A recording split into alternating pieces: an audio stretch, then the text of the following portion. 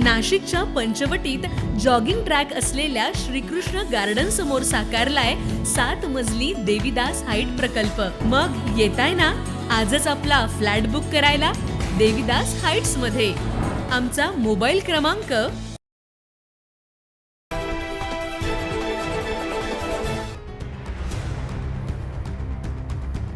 नाशिक शहरासह परिसरात गेल्या काही दिवसांपासून चेन स्नॅचिंगच्या घटना सातत्यानं घडत असल्याचं पाहायला मिळत आहे। पत्ता विचारण्याचं बहाणं करत एका महिलेच्या गळ्यातील मंगळसूत्र खेचल्याची घटना म्हसरूळच्या कलानगर येथे घडली।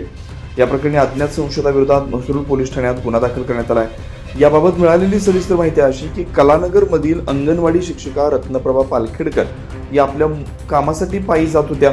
याचवेळी कलानगर मधील चौफुलीत दुचाकीवरून आलेल्या व्यक्तींनी त्यांना पत्ता विचारण्याचं बहाणं केला। पत्ता सांगत असताना पाठीमागे बसलेल्या इसमानं त्यांच्या गळ्यातील 15 ग्रॅम वजनाची 80,000 रुपये किमतीची सोनसाखळी ओरबाडून नेली। सोनसाखळी खेचताना झटका बसल्यानं पालखेडकर या खाली पडल्या। यामध्ये त्यांना दुखापत झाली।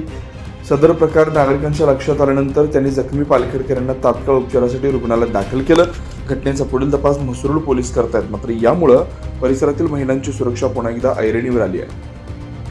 9 न्यूज महाराष्ट्र ब्युरो नाशिक।